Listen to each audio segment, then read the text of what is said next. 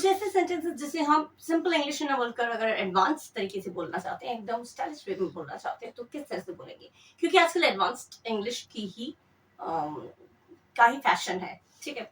तो कुछ सेंटेंसेस जैसे कि एक्सप्रेसिंग एग्रीमेंट, किसी के साथ अगर आप सहमत हैं, अपना सहमति जता रहे हैं, तो कैसे बोलेंगे? बेसिक में होगा, सिंपल इंग्लिश में होगा तो I agree with you, I agree with you, मैं तुमसे सहमत हूँ। लेकिन इसे अगर एडवांस्ड इंग्लिश में बोलना है तो हम क्या बोलेंगे? I am on the same page with you on that, I am on the same page with you on that. ये है स्टाइलिश वे में किसी के साथ सहमत होने की इंग्लिश, ठीक है? नेक्स्ट है टॉकिंग अबाउट पॉसिबिलिटीज। पॉसिबिलिटीज में संभावना, बहुत कुछ संभव है, ऐसा संभव हो सकता है, इस तरह से अगर बोलना है तो बेसिक इंग्लिश में होगा इट्स पॉसिबल, संभव है, इट्स पॉसिबल। लेकिन एडवांस्ड इंग्लिश में अगर बोलना है, जिसे हम एकदम स्टाइलिश में बोलेंगे, तो क्या बोलेंगे? There is a good chance that might happen, there is a good chance that might happen, there is a good chance that might happen. ये अच्छा लगता है एडवांस्ड टाइप में, ठीक है?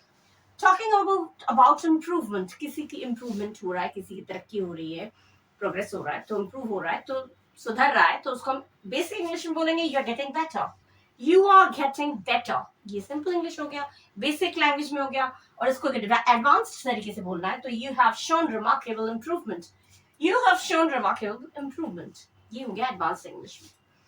नेक्स्ट है डिस्क्राइबिंग एन इजी टास्क, कोई चीज बहुत तुम आपके लिए बहुत ही इजी है, ये तो बहुत आसान काम है, इसको अगर सिंपल इंग्लिश में बोलेंगे तो it's very easy, simple English में होगा इट्स वेरी इजी। लेकिन इसको अगर एकदम एडवांस वे में, एकदम स्टाइलिश तरीके से बोलना है तो क्या बोलेंगे? It's a walk in the park. अरे ये तो पार्क में टहलने जैसा काम है, it's a walk in the park.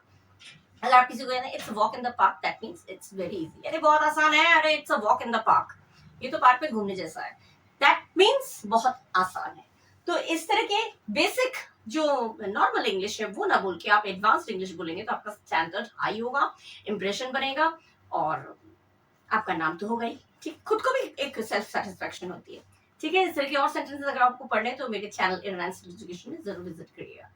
Subscribe नहीं किया तो सब्सक्राइब भी कर दीजिएगा। Thank you.